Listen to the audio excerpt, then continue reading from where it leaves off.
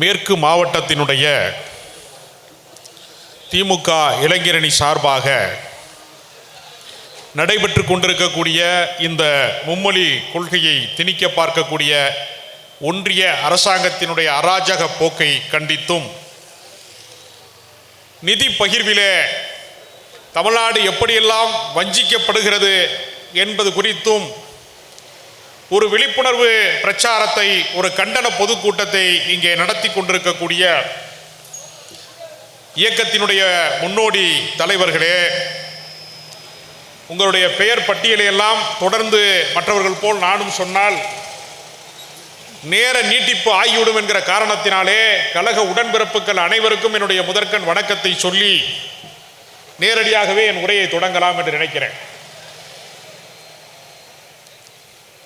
தமிழ்நாட்டு மக்கள் இந்தியா மொத்தமும் ஒரு பாதையிலே போய்கொண்டிருக்கிறது என்று சொன்னால், தமிழ்நாடு அதற்கு எதிர் திசையிலே போய்கொண்டிருக்கிறது. தமிழர்களை நம்மால் அடக்கி ஆளவே முடியவில்லை.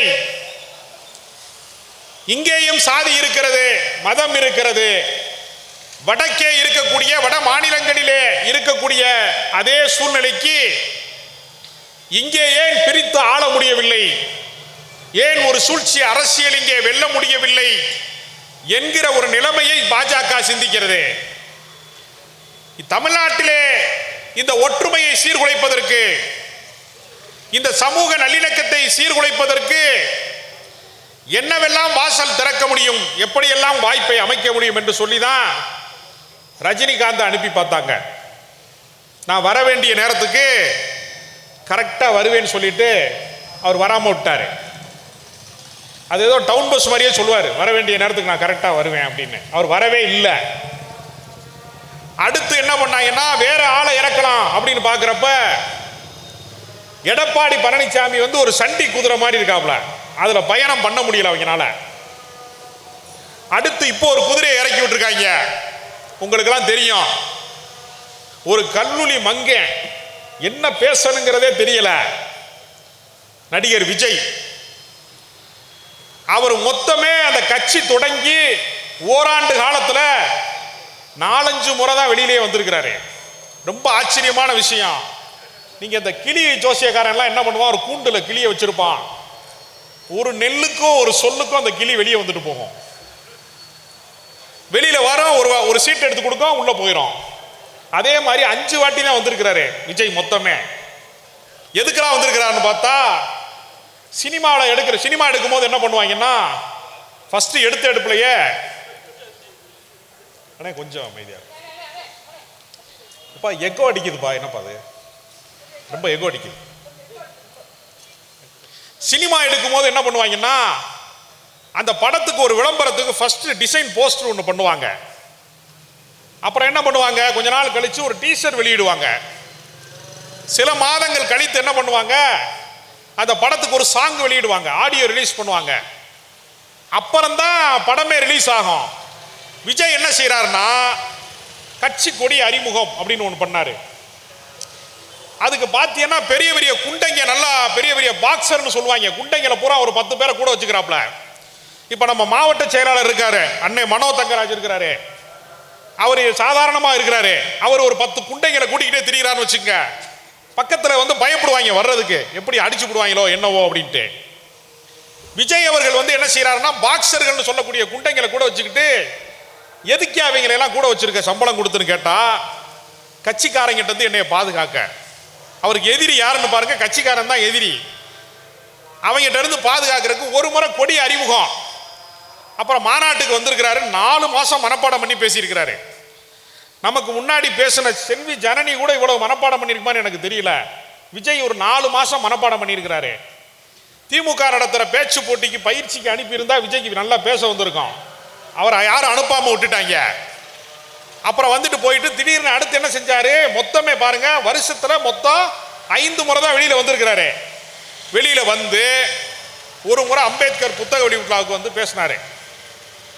அதுக்கு பின்னாடி என்ன செஞ்சாரு, ஒரே ஒரு முறை ஆளுநர் மாளிகைக்கு போனாரு. நம்மெல்லாம் நினைச்சோம், பல்கலைக்கழக மாணவிக்கு ஒருத்தன் அத்துமீறிட்டான் உள்ள, அதுக்கு நியாயம் கேட்கத்தான் போறாருன்னு நினைச்சோம்னா, எனக்கு ஒய் பிரிவு பாதுகாப்பு வேணும்னு கேட்கறதுக்காக போனதா இப்ப தகவல் வருது. அப்ப விஜய் அவர்களுடைய அரசியல் யாரை நோக்கியது? ஒரு படத்துக்கு 200 கோடி ரூபாய் சம்பளம் வாங்கக்கூடிய ஒரு கதாநாயகன் ஒரு திரைப்படத்திற்கு 500 கோடியில இருந்து 1000 கோடி வரைக்கும் வருமானம் வரக்கூடிய சூழ்நிலையில இருக்கக்கூடிய ஒருவர் திடீர்னு எல்லாத்தையும் விட்டுட்டு நான் வர்றேன்னு சொன்னா அதை விட ஆதாயம் தரக்கூடிய ஆட்களோட அவருக்கு தொடர்பு இருக்குமா இல்லையா? காதல் படமா நடிச்சு கல்யாண மண்டபமா கட்டி வச்சிருக்கிறாரு. விஜயோட அவங்க பெத்த தாய் தகப்பனுக்கு பேச்சுவார்த்தை கிடையாது. பொண்டாட்டி வந்து ஊர்லயே கிடையாது, லண்டன்ல இருக்கு. திரிசாவோட தனி விமானத்தில் போயிட்டு வர்றாரு. எங்க? கோவாவுக்கு போயிட்டு வர்றாரு. யாரோடையும் எந்த தொடர்பும் கிடையாது. அவரு பனையூர்லயே உட்கார்ந்துக்கிறாரு. இப்படிப்பட்ட ஒருவரை கட்சிக்காரனே பார்க்க முடியல. இவரை நம்பி கூட்டத்துக்கு என்ன பண்றான்னா ஊருக்கு வந்து ஆட்களை திரட்டிக்கிட்டு வேணா எடுத்துக்கிட்டு கை காசை செலவு பண்ணிக்கிட்டு எப்படி ரஜினிகாந்துக்கு பின்னாடி தெரிஞ்சாங்க. நான் காலேஜ் படிக்கும் போது ரஜினிகாந்த் அரசியலுக்கு வர போறாருன்னு சொல்லி என்னையெல்லாம் அந்த வண்டியில் ஏற்றிட்டு போனாங்க. அவர் முதலமைச்சராக போறாரு அப்படின்னு நானும் நம்பி அவங்க பின்னாடியே போனேன். போனா இப்ப அந்த ஆளுக பூரா என்ன ஆனாங்க? நான் வண்டியில இறங்கிட்டேன். வண்டியில இருந்து இன்னும் வண்டியில இறங்காம போய்கிட்டே இருக்கிறாங்க. இல்ல அவன் பூரா ஒரு 50-60 வயசுக்கு மேல ஆகி போச்சு. பூரா சுகர் மாத்திரையை சாப்பிட்டுக்கிட்டு தலைவர் வர்றோம்னு சொன்னாரு, அதனால என் வாழ்க்கையே வீணா போச்சுன்னு ஒரு கூட்டம் அழிஞ்சு போயிட்டான். அடுத்து ஒரு ஆள் வந்தாப்ல. தமிழ்நாட்டில் எப்படி அரசியல் கோமாளிகள் உருவாகுறாங்கன்னு பாருங்க. அடுத்து ஒரு ஆள் வர்றாரு. யாரான்னு பார்த்தா நரம்பு புடைக்கிறதுக்கு அப்படி பேசுவார் ஒருத்தர். உங்களுக்கெல்லாம் தெரியும். ஒரு பிரபலமான ரேபிஸ்ட் சீமான் ஒரு துணை நடிகைய கூட வச்சுக்கிட்டு 7 முறை நான் கருக்கலைப்பு பண்ணினேன்னு வெக்கமே இல்லாம சொல்லக்கூடிய ஒரு ஆளு தமிழ்நாட்டையே நான் மீட்க போறேன். இதுக்கெல்லாம் காரணம் என்ன அப்படின்னா திராவிடத்தினால தான் நம்ம வீழ்ந்தோம். சீமானுக்கு மேடையில் பேச கற்றுக் கொடுத்தது திராவிட இயக்கம். பெரியார் மேடைகளிலே தான் அவர் பேசுவதற்கு கற்றுக்கொண்டார். ஓடாத படமா எடுத்திருக்கிறார் சீமானு. ஒரு படம் கிடையாது. அவர் எடுத்த படம் பூராமே அட்டர் ஃபிளாப் படம். அந்த ஓடாத படம் எடுத்த ஆளை போய் இலங்கையில வந்து இன அழிப்பு நடந்த போது தமிழர்கள் கொத்து கொத்தாக கொலை செய்யப்பட்ட போது அதற்கு காரணமாக சர்வதேச போர் நடந்தது. உலக நாடுகள் எல்லாம் பங்கேற்றுதான் ஈழத்தமிழர்களை அழித்தார்கள். ஆனால் அந்த பழியை தூக்கி யார் மேல போட்டாங்கன்னா திமுக என்கிற நமது கட்சியின் மேல பழி போட்டாங்க. ராணுவத்தை அனுப்பாதே, இலங்கையினுடைய போருக்கு ராணுவத்தை அனுப்பாதே என்று சொல்லக்கூடிய அதிகாரம் வந்து ஒரு மாநில முதலமைச்சருக்கு இருக்கிறதா? கச்சத்தீவை தாரை பார்க்காதீர்கள் என்று சட்டசபையிலே தீர்மானம் போட்ட கலைஞரை அவர்தான் கச்சத்தீவையே கொண்டு போய் இலங்கைக்கு கொடுத்தாருன்னு இன்னைக்கு வரைக்கும் சொல்லிக்கிட்டே இருக்கான். ஒரு பொய் பிரச்சாரத்தை திரும்ப திரும்ப சொல்றான். இவர்களுடைய நோக்கம் என்ன அப்படின்னு பார்த்தீங்கன்னா திமுகவை வீழ்த்த வேண்டும். திமுகவை வீழ்த்துறது. அப்புறம் ஒரு கோஷ்டி இருக்கிறாங்க, நமக்கு தெரியும். அண்ணா திமுகன்னு ஒரு கட்சி இருக்கு. அவங்களுக்குள்ள ஒரு போட்டி நடக்குது. என்ன போட்டி நடக்குதுன்னா கட்சிக்காக அதிக தியாகம் செய்தது யாருங்கிற போட்டி கிடையாது. யாரு துரோகின்னு ஒரு போட்டி நடத்துறாங்க அந்த கட்சியில. அது ஒருத்தனை பார்த்து ஒருத்தன் என்ன சொல்றான்னா ஓபிஎஸ் பார்த்து இபிஎஸ் சொல்றாரு இவர் ஒரு துரோகி அப்படிங்கிறாரு. இபிஎஸ் பார்த்து ஓபிஎஸ் சொல்றாரு இவர் முக்கியமான ஒரு துரோகி அப்படிங்கிறாரு. இவங்க 2 பேருமே துரோகிடா அப்படின்னு சசிகலா அம்மையார் சொல்றாங்க. இவங்க 3 பேரும் துரோகின்னு டிடிவி தினகரன் சொல்றாரு. இந்த கட்சியில யாரா தியாகின்னு கேட்டா எல்லாருமே துரோகி. இவங்க எல்லாம் எங்க இருந்துடா வந்தாங்க அப்படின்னு பார்த்தா கூவத்தூர்ல இருந்து வந்திருக்கிறாங்க. இவங்க எல்லாருமே கூவத்தூர்ல இருந்து ஒரு கோமாளி கூட்டம் மாதிரி இவங்க எல்லாம் வந்திருக்கிறாங்க. அங்கிருந்து தான் அரசாங்கத்தை தீர்மானிச்சிருக்கிறாங்க. இதுக்கெல்லாம் ராஜகுரு யாரான்னு பார்த்தா சசிகலா தான் எல்லாத்துக்குமே தலைமை. ஓபிஎஸ் உருவாக்குனது சசிகலா, இபிஎஸ் தேர்வு செய்தது சசிகலா, டிடிவி தினகரனை எம்பி ஆக்குனது சசிகலா, அவரை கட்சியில் அடையாளப்படுத்தினது சசிகலா. எல்லாத்துக்கும் காரணம் சசிகலா தான். தமிழ்நாட்டினுடைய அரசியலை சீரழித்ததுல ஒரு நிழல் அரசாங்கத்தை நடத்திய அதிமுக ஒரு பக்கம் திமுகவை வீழ்த்துவேன்னு சொல்றான். அவர்களால் பிஜேபி கூட்டணிக்கு போகலைன்னா உங்க மேல அமலாக்கத்துறையோட ரைடு வரும், வருமான வரித்துறையினுடைய ரைடு வரும்ங்கிற அச்சத்தின் காரணமாக அவர்கள் இருக்கிறார்கள். ஆனால் தமிழ்நாட்டிலே வந்து மும்மொழி கொள்கையை திணிக்கிற இந்த நேரத்திலே எதுக்காக நீங்க வந்து மும்மொழியை வந்து எங்கள் மீது திணிக்கிறீர்கள் அப்படின்னு பார்த்தா தமிழர்கள் ஒன்று கூடுவதற்கு இந்த மொழிதான் ஒரு ஆயுதமாக இருக்கிறது. இந்த மொழி என்கிற ஆயுதத்தை நாம் கைப்பற்றி விட்டால் அவனை பூரா இந்தி படிக்க வச்சுட்டா, தமிழ்நாட்டில் இருக்கிறவன் பூரா இந்தி பேச ஆரம்பிச்சுட்டா, மோடி வந்து பேசுறப்ப நமக்கெல்லாம் வந்து இந்தி புரிய ஆரம்பிச்சிருச்சுன்னா நம்மளும் ஜெய் ஸ்ரீராம்னு கத்துனா உணர்ச்சி வசப்பட்டு அவங்களுக்கு ஓட்டு போட்டுருவாங்க, தமிழர்களை இழிச்சாப்பையெல்லாம் மாத்திரலாம் என்கிற நிலைமைக்கு அவர்கள் மாற்றுவதற்கு முயற்சி செய்கிறார்கள். நாம் எதற்காக இந்தி கற்றுக்கொள்ள வேண்டும் அப்படின்னு கேட்டா, இந்தி படித்தவன் எல்லாம் அல்லது இந்தி பேசுகிற மாநிலத்தில் இருக்கிறவன் எல்லாம் வட மாநிலத்தில் இருந்து இங்கே கிளம்பி வந்து நம்ம ஊர்ல பானிபூரி கடையில் இருக்கான், பல ஹோட்டல்களில் வேலை செய்கிறான், உடல் உழைப்பு தொழிலாளர்களாக பல கட்டடங்களில் வேலை செய்கிறான். இப்படிப்பட்ட இவர்களுடைய வாழ்க்கையில பின்தங்கி இருக்கிறான். ஏதோ சிங்கப்பூருக்கு போறது மாதிரி, மலேசியாவுக்கு போறது மாதிரி, கனடாவுக்கு போறது மாதிரி, அமெரிக்காவுக்கு போறது மாதிரி வட மாநிலங்களில் இருந்து பார்த்தீங்கன்னா சென்ட்ரல் ரயில்வே ஸ்டேஷனை சுற்றி பார்த்தீங்கன்னா மூட்டை முடிச்சுமா வந்து கும்பல் கும்பலாக வந்து இறங்கிக்கிட்டே இருக்கான். ஏறத்தாழ தமிழ்நாட்டில் 1 கோடி வாக்காளர்களை அவர்கள் உருவாக்குகிற திட்டத்தில் இன்றைக்கு அவர்களுக்கெல்லாம் குடியுரிமை பெற்றிருக்கிறான் இந்த நாட்டில். ஆனால் வந்து நம்மளை இந்தி படின்னு சொல்கிறான். ஆனால் ஆங்கிலம் படித்த காரணத்தினால தமிழ்நாட்டிலே படித்தவன் வந்து இன்ஜினியராக வெளிநாடுகளில் இருக்கான், அமெரிக்காவில் இருக்கான். சாதாரண மிடில் கிளாஸ் குடும்பங்களில் இருந்து படித்தவர்கள் எனக்கு தெரிஞ்சு ஒரு லேத்துப்பற்றையில் காலை சாப்பாட்டுக்கு வழி இல்லாமல் லேத்துப்பற்றையில் வேலை பார்த்த ஒருத்தன் அரசு பள்ளிக்கூடத்திலே படித்து அமெரிக்காவிலே வந்து இன்னைக்கு சாஃப்ட்வேர் இன்ஜினியராக இருக்கிறார்கள். சாதாரண இடங்களிலே இருந்து பல பேர் உயர்ந்த பொறுப்புகள் இருக்கிறாங்க, மருத்துவர்களாக இருக்கிறார்கள். இதையெல்லாம் சாதித்தது யார் அப்படின்னா திராவிட மாடல் அரசு சாதித்தது. 90களிலே உலகமயமாக்கல் என்று ஒன்று வந்த போது இனி அரசாங்கத்தால் வேலை கொடுக்க முடியாது, இனி எல்லாமே தனியார் துறையாக மாறப்போகிறது என்று கலைஞர் புரிந்து கொண்டு ஓல்டு மகாபலிபுரம் ரோடு என்று சொல்லக்கூடிய அந்த சென்னையினுடைய மாநகர வீதிகளிலே ஐடி பார்க்கை உருவாக்கினார். இன்றைக்கு வீட்டுக்கு ஒருவருக்கு வேலை தரக்கூடிய அளவிற்கு ஐடி நிறுவனங்கள் வந்த காரணத்தினாலே தமிழ்நாட்டு இளைஞர்கள் முக்கியமான பொறுப்புகளிலே வேலை பார்க்குறாங்க. ஆனால் அவங்க என்ன சொல்றாங்கன்னா திராவிடத்தால வீழ்ந்தோம் என்ன ஒரு கோஷ்டி சொல்றான். இந்த திராவிடத்தால வீழ்ந்தோம்னு சொல்றவன்லாம் என்ன சொல்றானா, பிஜேபி காரே சொல்றான். சொல்லிட்டு ஏண்டா தமிழ்நாட்டுக்கு நிதி தர மறுக்கிறீன்னு கேட்டா தமிழ்நாடு வளர்ச்சி பெற்ற மாநிலங்கிறான். அவனே சொல்றான் திரும்ப வளர்ச்சி பெற்ற மாநிலங்கிறான். வளர்ச்சி பெற்ற மாநிலங்கிறதுனால தான் நாங்கள் நிதி தர மறுக்கிறோம் சொல்றவன் தான் தமிழ்நாட்டை வந்து திமுக சீரழித்து விட்டது, திராவிட இயக்கம் தான் சீரழித்து விட்டதுன்னு சொல்றான். ஆனா விஜய் என்ன சொல்றாரு, நான் எந்த அரசியலுக்கு நேரடியாக வரமாட்டேன், கள போராட்டத்திற்கு வரமாட்டேன். அரிட்டாப்பட்டியிலே வந்து பொதுமக்கள் போராடுகிறார்கள், டங்ஸ்டனுக்கு எதிராக போராடுகிறார்கள்னா விஜய் அங்கே வரமாட்டேங்கிறாரு. ஏன்னா அங்கே வந்தா மத்திய அரசாங்கத்தை எதிர்க்க வேண்டி வரும், மோடி அரசை எதிர்க்க வேண்டி வரும் என்கிற காரணத்திற்காக அவர் வெளியில வரமாட்டேங்கிறாரு. ஆனா பரந்தூர் விமான நிலையத்துக்கு போனாரு. ஏனென்றால் மாநில அரசின் மீது குற்றச்சாட்டு சொல்லலாங்கிறதுக்காக அவர் போனாரு. முல்லாவுடைய ஒரு நகைச்சுவை கதை இருக்கு. முல்லா வந்து ஒரு ஹோட்டலுக்கு போறாரு. முதல் சப்பாத்தி சாப்பிட்றாரு, பசி தீரல. 2வது சப்பாத்தி சாப்பிட்றாரு, பசி தீரல. 3வது சப்பாத்தி சாப்பிட்றாரு, பசி தீரல. 4வது சப்பாத்திலையும் பசி தீரல. 5வது சப்பாத்தி சாப்பிடும் போது பசி தீர்ந்துருச்சு. முல்லா அடுத்த முறை அந்த ஹோட்டலுக்கு போய் எடுத்த எடுப்புலயே அந்த 5வது சப்பாத்தியை முதலே கொண்டு வந்தாரு. ஏற்கனவே 4 சப்பாத்தி சாப்பிட்டதுனால தான் 5வது சப்பாத்தியில பசி தீர்ந்துச்சுங்கிறத புரியாம எடுத்த உடனே 5வது சப்பாத்தியை கொண்டு வான்னு சொல்றது மாதிரி நான் பஞ்சாயத்து தேர்தலுக்கு வரமாட்டேன், நாடாளுமன்ற தேர்தலா கலந்துக்கிற மாட்டேன், நாட்டில் ஏதாவது பிரச்சனையா வெளியில வர மாட்டேன், வெள்ள பேரிடரா நான் வீட்டுக்குள்ளேயே இருந்து உங்களுக்கு நிவாரண பொருள் கொடுப்பேன், எதுக்குமே வெளியில வர மாட்டேன். ஆனா 2026ல் நான் தான் தமிழ்நாட்டுக்கு முதலமைச்சர்னு விஜய் சொல்றாரு. எடுத்த எடுப்புலயே அந்த 5வது சப்பாத்தியை கொண்டு வாங்கடா அப்படின்னு சொன்னது மாதிரி நடந்துகிட்டு இருக்கு. ஆனால் விஜயை நம்பி போறக்கூடிய இளைஞர்களுடைய நிலைமை என்னன்னா, இன்னைக்கு நாம் தமிழர் கட்சியிலிருந்து அலையா வெளியே வர்றாங்க. தினசரி ஒரு ஆள் வந்து சீமானிடம் வந்து நான் கற்பை பறி கொடுத்து விட்டேன்னு விஜயலட்சுமி சொன்னா பரவாயில்ல, கட்சி நிர்வாகிகளும் சொல்றான் நான் கற்பை பறி கொடுத்துட்டேன், ஆண்களும் சொல்றேன் அந்த இடத்துல. இவரை நம்பி நான் போனங்க, செலவு பண்ணங்க, நான் கட்சிக்கு கொள்கை பரப்பு செயலாளராக இருந்தேங்க. அதனால சீமான் கட்சியில ஒரே ஒரு விஜயலட்சுமி கிடையாது, அங்க இருக்கிற எல்லாருமே விஜயலட்சுமி தான்.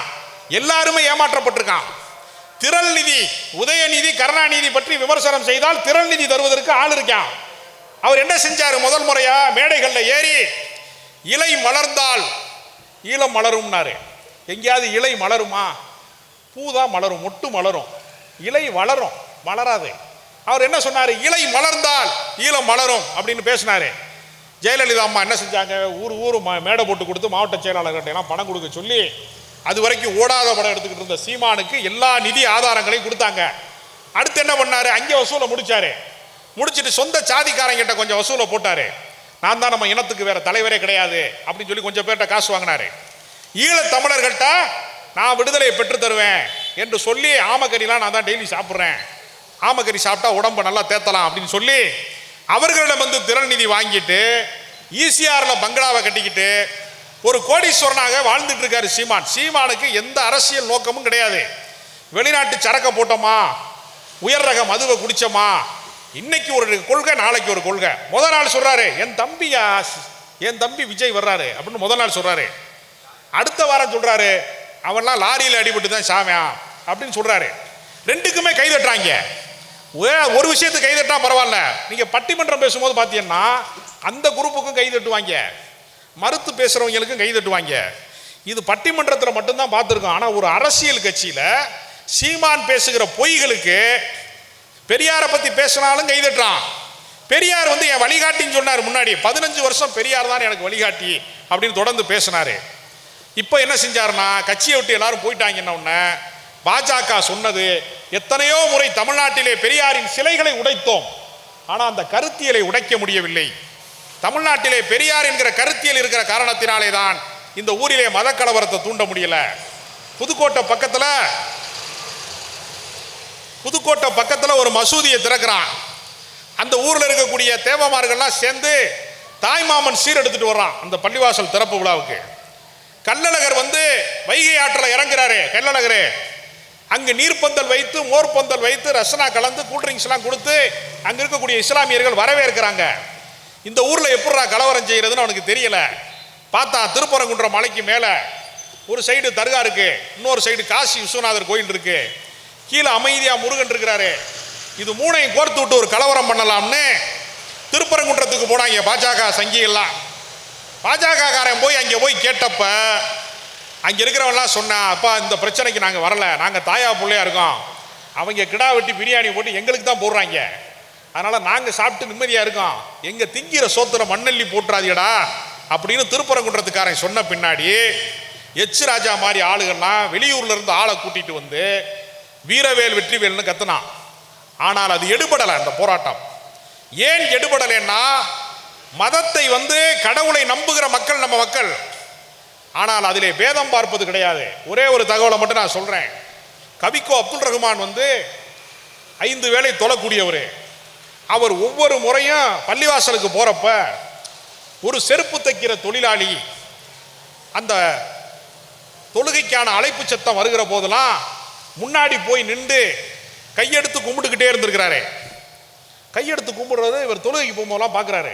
அப்துல் ரஹ்மான் கவிக்கோ அப்துல் ரஹ்மான் பார்க்குறாரு, இங்கே வந்து என்னையா செய்கிறாங்க அப்படின்னு. ஏன்னா தொழுகை சாமி கும்பிடுறான் பள்ளிவாசம் முன்னாடி நின்று. கோவில் முன்னாடி சாமி கும்பிட்டா அது ஓகே, பள்ளிவாசம் முன்னாடி நின்று ஒருத்தர் சாமி கும்பிட்டுக்கிட்டே இருக்கான். ஒரு நாள் வழிபோக்கில் இருக்கக்கூடிய கவிக்கோ அப்துல் ரஹ்மான் கேட்குறாரு, இங்கே என்னப்பா செய்கிறேன்னு கேட்குறாரு அவரு. அதுக்கு அந்த செருப்பு தைக்கிற தொழிலாளி சொன்னா, நான் நம்புற சாமி இங்கே இல்லையா, அதைத்தான் கும்பிட்டுக்கிட்டு இருக்கேன்னு சொன்னான். கவிக்கோ அப்துல் ரஹ்மான் சொன்னாரு, கடவுள் என்பவன் மதம் சம்பந்தப்பட்டவன் என்று நான் நம்பிக்கொண்டிருந்தேன், என் புத்தியை ஒரு செருப்பு தைக்கிற தொழிலாளி செருப்பால் அடித்தான்னு சொன்னார். கடவுள் என்பவன் மதங்களுக்கு அப்பாற்பட்டவன், எல்லா தாயும் ஒண்ணுதான், எல்லா சாமியும் ஒண்ணுதான்ங்கிற உணர்வை எனக்கு மத நல்லிணக்கத்தை ஊட்டியது இந்த மண்ணிலே இருக்கக்கூடிய ஒரு பெரிய மேதை அல்ல, ஞானிகள் அல்ல, ஒரு செருப்பு தைக்கிற தொழிலாளி எனக்கு அந்த உணர்வை தந்தான் என்று கவிக்கோ அப்துல் ரஹ்மான் சொன்னார். இந்த மத நல்லிணக்க பூமியாக இருப்பதை எப்படியாவது சீர்குலைக்கணும், இந்த மண்ணிலே மும்மொழி கொள்கையின் பேரால வேறு மொழிகளை திணிக்கணும். திணிச்சாம என்ன பண்ணுவான், பாடத்திட்டத்தில் புஷ்பக விமானத்தில் வந்து நம்ம ஆளுகள்லாம் முன்னாடி பறந்தாங்க அப்படின்னு சொல்லுவான். இது மாதிரி கட்டுக்கதைகளை வந்து புராண இதிகாச கதைகளை நமக்கு பாடத்திட்டத்தில் கொண்டு வந்து வச்சதுனால தான் இன்றைக்கு வரைக்கும் உத்தரப்பிரதேசம் போன்ற மாநிலங்கள், பீகார் போன்ற மாநிலங்கள்லாம் முன்னுக்கு வர முடியல. எதுக்காகடா தேசிய கல்விக் கொள்கையை கொண்டு வர்றீங்கன்னு கேட்டதற்கு 50% நாங்கள் பெறுவதற்கு நாங்கள் போராடுறோங்கிறோம். ஆனால் பக்கத்திலே இருக்கிற கேரளா 100% கல்வி எட்டிவிட்டது. தமிழ்நாடு 96% எட்டிவிட்டது. தமிழ்நாட்டிலே அரசு பள்ளிக்கூடங்கள் இல்லாத ஊர்களே கிடையாது, சாலை வசதி இல்லாத கிராமங்கள் கிடையாது, மின்சார இணைப்பு இல்லாத ஊர்கள் கிடையாது. குஜராத்தில் வந்து சொன்னாங்க மின் தடையே கிடையாதுங்க எங்க ஊர்ல. குஜராத் மாடல் எப்படிப்பட்டது தெரியுமா, எங்க ஊர்ல மின் தடையே கிடையாதுனாங்க. சில மனித உரிமை ஆர்வலர்கள் அரசியல் ஆய்வாளர்கள் அந்த ஊருக்கு போனேன், பத்திரிகையாளர்கள்லாம் போனா 32,000 கிராமத்தில் மின்சாரமே கிடையாது. மின்சாரமே இல்லாத ஊர்ல எப்படி மின்சாரம் தடையாகும்? லைட்டே கிடையாதுல, நீ சுவிட்ச் இருந்தா தானே ஆஃப் பண்ணுவ, லைட்டே கிடையாதுங்கிறாங்க 32,000 கிராமத்தில். இதான் குஜராத் மாடலு. இங்கே ஒரு பிரச்சனை நடந்தா உடனே செய்தியாகும். ஒரு பெண்ணை ஒருத்தர் பாலியல் சீண்டல் பண்ண செய்தியாகும். ஏன்னா நடவடிக்கை எடுப்பாங்க. இந்த ஊரில் எந்த பிரச்சனை என்றாலும் தமிழ்நாட்டினுடைய முதலமைச்சர் உடனடியாக நடவடிக்கை எடுப்பாரு. அந்த ஊரில் என்ன பண்ணுவான்னா, கலவரம் செய்கிறவன் பின்னால போய் அரசாங்கம் நிற்கும். மணிப்பூர் என்கிற மாநிலத்திலே கலவரம் நடக்கிறது. அந்த மாநிலத்திலே ஏன் நடக்கிறதுன்னு கேட்டா, ஆளுங்கட்சிக்காரனாக இருக்கக்கூடிய பாஜக காரன் தான் கலவரத்தையே தூண்டி விட்டான் என்று அந்த மக்கள் சொல்றான். அந்த பாஜக எம்பியே சொல்றான், எங்க கட்சியில இருந்து இந்த ஊர்ல இருக்க அமைதியை கெடுத்துட்டாங்க, தீ வச்சுட்டாங்க, தேவாலயத்தை உடைத்து விட்டார்கள், இந்த சமூக நல்லிணக்கத்தை கெடுத்து விட்டார்கள் என்று சொல்லக்கூடிய ஒரு நிலைமை அங்கே வந்து விட்டது. ஆனால் இன்றைக்கு தமிழ்நாடு ஒரு அமைதி பூங்காவாக இருக்கிறது. அதற்கு காரணம் நம்முடைய திராவிட இயக்க சிந்தனை. தந்தை பெரியார்ட்ட போய் ஒருத்தன் ஐயா நாங்க புதுசா கல்யாணம் பண்ணியிருக்கோம், கலப்பு திருமணம் பண்ணியிருக்கோம் அப்படின்னு ஒருத்தர் சொல்றாரு. அதுக்கு பெரியார் சொல்றாரு, ஆடு மாடை கட்டினாத்தனடா கலப்பு, மனுஷிய கல்யாணம் பண்ணதுல எங்க இருந்து வந்துச்சு கலப்புன்னு பெரியார் கேட்கிறாரு. ஒரு குழந்தையை கொடுத்து பெரியார்ட்ட பேர் வைங்க அப்படின்னு சொல்றாங்க. அந்த குழந்தைக்கு பெரியார் பேர் வைக்கிறாரு, லண்டன் வைக்கிறாரு. என்னங்கய்யா லண்டன் வைக்கிறீங்க, வேற பேர் இல்லையா அப்படி கேட்டதுக்கு, சரி நீ இன்னும் பெரிய பேரா வைப்போன்ட்டு நியூயார்க்னு வச்சுட்டாரு, வாஷிங்டன்னாரு. கேட்டவன் அதிர்ச்சி அடைஞ்சிட்டான்.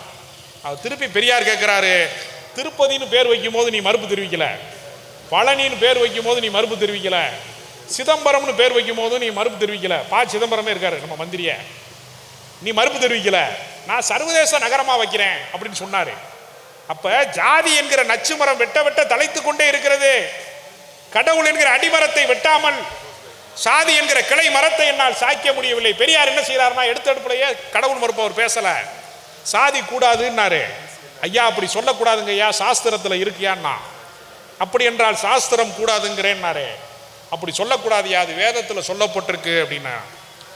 அப்படி என்றால் வேதம் கூடாதுங்கிறேன்னாரு. அப்படி சொல்லக்கூடாதுயா, வேதத்தை சொன்னது கடவுள்னா, அப்படி என்றால் கடவுள் கூடாதுங்கிறேன்னாரு. கடைசியா தான் கடவுளுக்கு வர்றாரு. கடவுளுக்கு அவருக்கு எந்த வாக்கியா தகராறும் கிடையாது. அவர் சொல்றாரு, கட்டணம் வழிபாடு செய்வதற்கு கட்டணம் கேட்காத ஒரு கடவுளை நான் எதற்காக எதிர்க்க போகிறேன்? பிறப்பால் உயர்வு தாழ்வு கற்பிக்காத ஒரு மதத்தை நான் எதற்காக எதிர்க்க போகிறேன்? அவருடைய நோக்கம், அவர் என்ன செய்யறாருன்னா, சமத்துவம் வேணும், மனிதர்களுக்குள்ள பேதம் இருக்கக்கூடாது, சாதி இருக்கக்கூடாது, மனிதனுக்கு மனிதன் மோதிக்கொள்ளக்கூடாது, கலவரம் செய்யக்கூடாது, கடவுளின் பேரால் மனிதர்கள் அடித்துக்கொண்டு சாகக்கூடாது. இதைத்தான் பெரியார் நினைத்தாரே தவிர, இல்லாத கடவுளை நான் எதிர்க்க போகிறேன் என்று பெரியார் சொன்னாரு. பெரியாரின் கோட்பாட்டை தான் இவங்க காப்பி அடிச்சு விஜய் கட்சிக்காரன் சொல்றான், நாங்க கடவுள் மறுப்பை மட்டும்தான் நாங்க ஏத்துக்கல, மிச்சம் எல்லாத்தையும் நாங்க ஏத்துக்கிறோம்னா. திமுகவினுடைய எல்லா கொள்கைகளையும் காப்பி பேஸ்ட் பண்ணி தமிழக வெற்றி கழகம்னு ஒரு கட்சியை அவங்க உருவாக்குறாங்க. அந்த கட்சிக்கு உருவாக்குனதுக்கு பின்னாடி ஒரு முறை கூட மக்களை சந்திப்பதற்கு நேரில் வராத விஜயம் தவறான கருத்துக்களை பேசுறதுல அண்ணாமலைக்கு சீமானுக்கு ஒரு போட்டி நடந்துகிட்டே இருக்கு. அண்ணாமலை என்ன செய்யறாருன்னா, எல்லா வரலாறுகளையும் தப்பா பேசுறாரு. ஒரு முறை மீட்டிங்ல அண்ணாமலை சொல்றாரு, ஜெயலலிதாவை விடவும் என்னுடைய மனைவி மிகவும் வலிமையானவர் அப்படிங்கிறாரு. அண்ணாமலை பொண்டாட்டி யாருன்னு அண்ணாமலைக்கு தான் தெரியும். ஜெயலலிதா மீது நமக்கு 1000 விமர்சனங்கள் இருக்கலாம், ஆனா ஜெயலலிதா என்பவர்கள் இந்த மண்ணை ஆட்சி செய்திருக்கிறாங்க, ஒரு பெண்ணாக இருந்து கொண்டு அரசியல் செஞ்சிருக்கிறாங்க. அதை கொச்சைப்படுத்துகிற விதமாக என் பொண்டாட்டி ரொம்ப பெரிய ஆளு, இதையெல்லாம் நீ உன்னுடைய தனிப்பட்ட விஷயத்துல தான் சொல்லணுமே தவிர பொது வாழ்க்கையில போய் நீ சொல்லக்கூடாது என்று சொல்றாங்க. அப்ப இவன் என்ன செய்யறாங்க, புதுசா இந்த கூட்டணியை எப்படியாவது உடைக்கணும், திமுக கூட்டணியை உடைக்கணும்.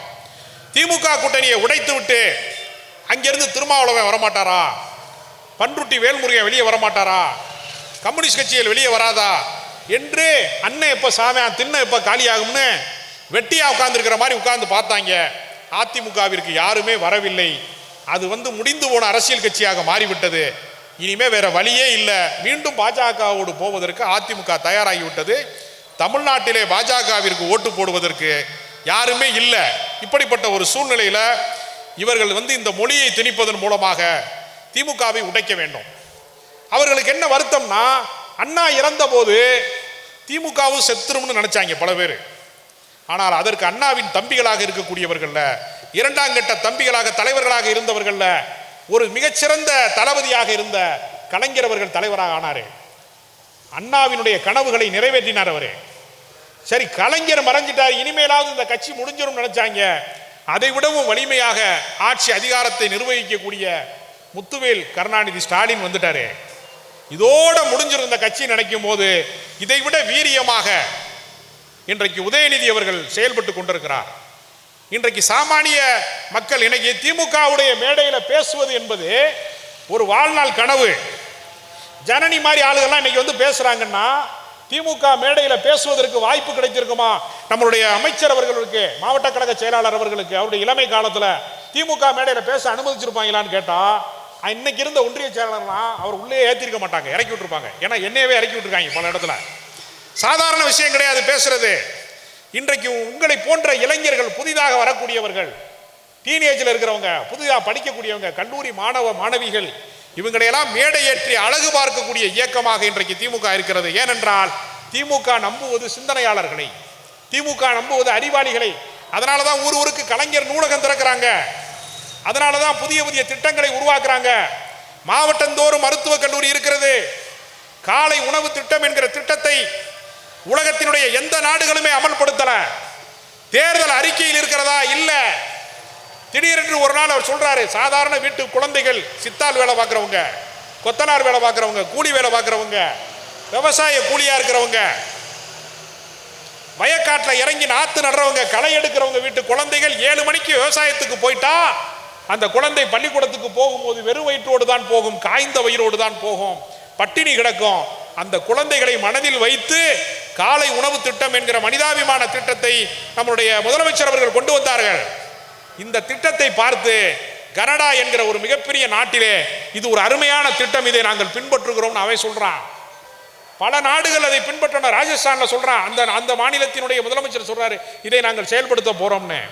தமிழ்நாட்டிலே இலவசங்களை பற்றி இழிவாக பேசியவர்களாம் மகாராஷ்டிரா தேர்தலில் என்ன காரணம் ஜெயிச்சதுக்குன்னா, மகளிர் உரிமை தொகையை நாங்கள் அங்கே கொடுக்குறோம், இங்கே 1000 ரூபா கொடுக்கிற உரிமை தொகையை நான் கூடுதலாக கொடுக்கிறேன் என்று திமுகவை பார்த்து காப்பியடி தான் வட மாநிலங்களிலே ஜெயிக்கிறார்கள். எனவே இந்தியாவிற்கே வழிகாட்டக்கூடிய ஒரு இடத்திலே திராவிட மாடல் அரசு இருக்கிறது. அந்த மாற்றத்தை கொண்டு வருவதற்கு செயல் வீரர்களாக, இளைஞர்களாக, புதிய படை தளபதிகளாக பல பேரை உருவாக்கக்கூடிய ஒரு இடத்திலே இந்த நாட்டை முன்னேற்ற பாதையிலே கொண்டு போகக்கூடிய ஒரு வாய்ப்பை இந்த ஆட்சி செய்து கொண்டிருக்கிறது. எடப்பாடி பழனிசாமி ஆட்சியில் இருந்தாரு, நான் ஒரு விவசாயின்னு சொன்னாரு. ஆனா விவசாயிகளுக்கு எதிரான சட்டம் வந்த போது அதை நிறைவேற்றினாங்க, அதிமுக கையெழுத்து போட்டாங்க, ஆதரவு தெரிவிச்சாங்க. குடியுரிமை திருத்த சட்டம் என்கிற பேரிலே இஸ்லாமியர்களை, சிறுபான்மை மக்களை இந்த மண்ணின் மைந்தர்கள் கிடையாது, அவன் இந்த நாட்டுக்காரன் கிடையாது என்று சொன்ன போது களத்திலே இறங்கி போராடியது திராவிட முன்னேற்ற கழகம். குடியுரிமை திருத்த சட்டத்துக்கு எதிராக களம் கண்டது. ஆனா இவர் என்ன செஞ்சார்னா அந்த சட்டத்தை ஆதரித்தார். கருப்பு சட்டங்களை, இந்தியாவை அழிப்பதற்கான எல்லா கார்ப்பரேட் கருப்பு சட்டங்களையும் எடப்பாடி பழனிசாமி ஆதரித்தார், கண்மூடி கொண்டு ஆதரித்தார். தமிழ்நாட்டு நலன்களை விட்டுக் கொடுத்தார். இன்றைக்கு அவரால் அரசியல் செய்ய முடியவில்லை. ஆனால் அன்றைக்கு அவசரப்படாமல், ஆட்சி அதிகாரத்திற்காக பதட்டப்படாமல், கொள்கையை பின்பற்றி ஒரு முறையான அரசை திராவிட முன்னேற்ற கழகம் இன்றைக்கு நடத்தி கொண்டிருக்கிறது. திராவிட மாடல் அரசு என்று சொன்னால் இது யாராலும் வெல்ல முடியாத ஒரு அரசு. ஏற்கனவே ஒரு பிரபலமான நடிகர் விஜய்க்கு முன்னாடி ஒருத்தர் என்ன செஞ்சாரு, டார்ச் லைட்டை எடுத்து டிவி பெட்டி மேல டொங்குன்னு உடைச்சாரு.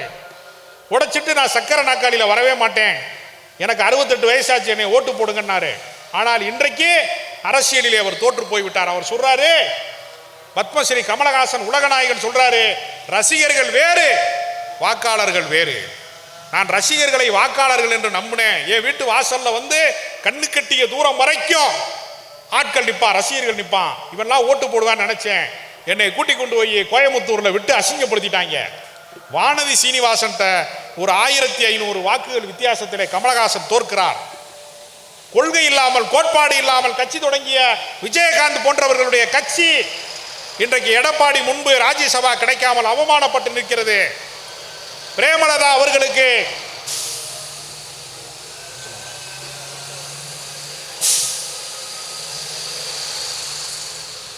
பிரேமலதா சொல்றாங்க, எனக்கு ராஜ்யசபா கொடுத்துருவாங்கன்னு நான் நம்பினேன். அந்த ஒப்பந்தத்தின் அடிப்படையிலே தான் நான் நாடாளுமன்ற தேர்தலுக்கு அவர்களோடு கூட்டணிக்கு போனேன். ஆனால் என்னை எடப்பாடி பழனிசாமி ஏமாத்திட்டாரு. எடப்பாடி பழனிசாமி பிரேமலதா மட்டுமா ஏமாத்தினாங்க, கூவாத்தூரில் அவரை முதலமைச்சராக தேர்ந்தெடுத்த சசிகலாவை ஜெயலலிதாவால் கூட ஒழிக்க முடியல. ஜெயலலிதா கொஞ்ச நாள் இந்த அம்மாவை தள்ளி வச்சாங்க. தேர்தலில் தோற்று போன போது, 96 தேர்தலில் தோற்று போன போது, இனிமேல் சசிகலாவுக்கு எனக்கு உறவு இல்லைன்னாங்க. ஆனால் சசிகலாவை ஜெயலலிதாவால் ஒழிக்க முடியல. ஆனா எடப்பாடி பழனிசாமி என்ன செஞ்சார்னா, கொடநாடு எஸ்டேட்டுக்குள்ள ஆளை குதிச்சு அங்க இருக்கிற காவலாளிகளை கொலை செய்து அங்க இருக்க டாக்குமெண்ட் எல்லாம் தூக்கிட்டு வந்து எந்த அடையாளமும் இல்லாமல் அழித்து சசிகலாவினுடைய சரித்திரத்தை முடித்து வைத்தவர் எடப்பாடி பழனிசாமி. இப்படிப்பட்ட குற்ற பின்னணி கொண்டிருக்கக்கூடிய அவரு பிரேமலதாவை ஏமாற்றாமல் என்ன செய்வார்? எனவே அவர் எல்லாரையுமே ஏமாத்திட்டாரு. அதிமுகவுக்கு குழியை வெட்டி கொஞ்சம் கீழே இறக்குறது மட்டும்தான் பாக்கி. எடப்பாடி பழனிசாமி இருக்கிற வரைக்கும், டிடிவி தினகரன் இருக்கிற வரைக்கும், ஓபிஎஸ் இருக்கிற வரைக்கும், இவர்கள் ஆளுக்கு ஒரு திசையிலே அரசியல் செய்கிற வரைக்கும் திமுகவை வெல்வதற்கு எத்தனை விஜய் வந்தாலும் சரி, எத்தனை சீமான் வந்தாலும் சரி, எத்தனை அண்ணாமலை வந்தாலும் சரி, எத்தனை இயக்கங்கள் பாஜக வந்தாலும் சரி, மும்மொழி கொள்கை வந்தாலும் சரி, அல்லது தமிழ்நாட்டுக்கு நிதி தர மாட்டேன் என்று சொல்லக்கூடிய பாசிச போக்கு வந்தாலும் சரி, தமிழ்நாட்டு மக்களை திமுகவிடமிருந்து யாராலும் பிரிக்க முடியாது. வெல்லக்கூடிய ஒரு மாடலாக திராவிட மாடலை மீண்டும் மக்கள் தேர்ந்தெடுப்பார்கள் என்று சொல்லி இந்த அளவிலே என் பேச்சை நிறைவு செய்கிறேன். நன்றி, வணக்கம்.